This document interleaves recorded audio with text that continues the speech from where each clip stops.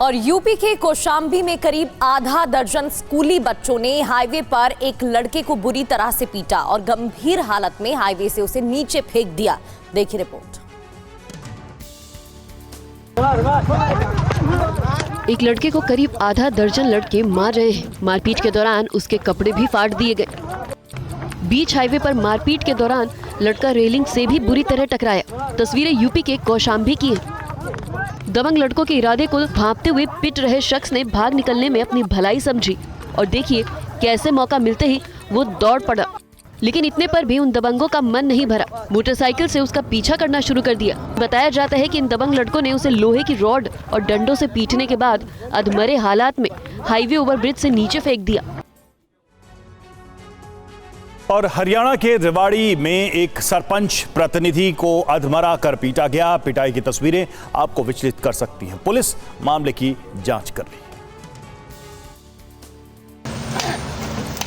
इंसान क्या, जानवरों के साथ भी ऐसा सलूक नहीं किया जाता है। लेकिन इन दरिंदों ने देखिए किस तरह से एक इंसान पर बेरहमी से लाठी डंडों से जानलेवा हमला किया। पैर हाथ पर ऐसे वार किए जैसे कोई बेजान चीज हो। रोंगटे खड़े कर देने वाली ये घटना हरियाणा के रेवाड़ी की है। बताया जाता है कि भालखी माजरा गांव के सरपंच प्रतिनिधि सुरेंद्र उर्फ धोलिया पर यह जानलेवा हमला किया गया। मारपीट के बाद हमलावर 3 गाड़ियों से भाग निकले। और अब बात करते हैं यूपी के हाथरस की, जहां बच्चों के विवाद में उनके परिजन भी कूद पड़े और देखते ही देखते नौबत मारपीट की आ गई। ईंट पत्थर तक चलने लगे। देखिए रिपोर्ट। ईंट पत्थरों की बारिश कर दी गई। घर की छतों से 1-2 नहीं बल्कि कई लोगों ने एक साथ ईंट पत्थर फेंके। तस्वीरें ऐसी हैं जैसे कि आसमान से गोले बरस रहे हों। हमले से बचने के लिए वीडियो बनाने वाला शख्स भी भाग खड़ा होता है। गाली गलौज के साथ हमले की ये तस्वीरें यूपी के हाथरस की है। बताया जाता है कि कल्याण वाटिका कॉलोनी में बच्चों के खेल में विवाद के बाद गाली गलौज हुई और देखते ही देखते पत्थरबाजी होने लगी। हालात बिगड़ता देख पुलिस पहुंची, जिसके बाद हालात पर काबू पाया गया। खबर यूपी के हाथरस से है, जहां बच्चों के विवाद में बड़े कूद पड़े। मामला हाथापाई और एक दूसरे पर ईंट पत्थर फेंकने तक पहुंच गया। थप्पड़ मारने के बाद जैसे पूरी दुकान में कोहराम मच जाता है। मारपीट शुरू करने वाला ये शख्स फिर देखिए अपनी रिवॉल्वर निकाल लेता है और दुकानदार को मारने की कोशिश करता है। हालांकि उसकी पत्नी और बाकी लोग उसे रोक लेते हैं, लेकिन वो रिवॉल्वर की बट से दुकानदार को मारकर घायल करने में कामयाब हो जाता है। आरोप है कि दुकान का कोई कर्मचारी इस महिला की किसी सहेली को फोन पर मैसेज भेजा करता है, जिसकी शिकायत लेकर ये पहुंचे थे। इस बीच संदीप आगे बढ़ता है और एक कर्मचारी को थप्पड़ रसीद कर देता है और फिर मामला बिगड़ जाता है।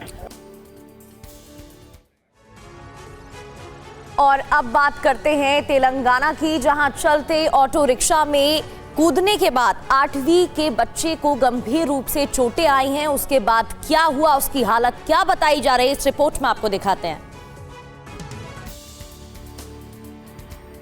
तेलंगाना में चलती ऑटो से छात्रा बाहर गिरती है। उसकी चीखें सुनकर लोग दौड़ते हैं, लेकिन ऑटो वाला भागता रहता है। इतने में कुछ दूरी पर एक और छात्रा बाहर गिरती है।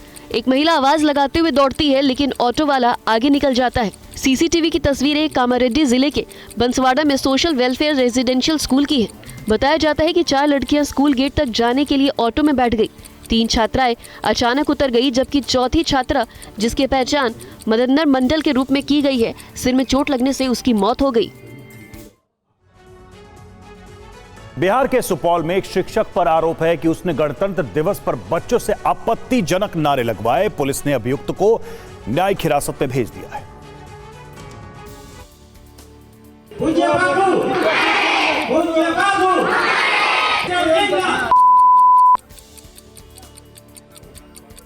इसके आगे हम आपको नहीं सुना सकते हैं। गणतंत्र दिवस में मास्टर साहब ने बड़ी ही चालाकी से जिन्ना के नाम पर भी बच्चों से नारे लगवाए। ये वायरल वीडियो बिहार के सुपौल का बताया जा रहा है, जहां आदर्श उत्क्रमित उच्च माध्यमिक विद्यालय अभुआर में झंडोत्तोलन के बाद मंसूर आलम नाम के शिक्षक ने बच्चों से आपत्तिजनक नारे लगवाए।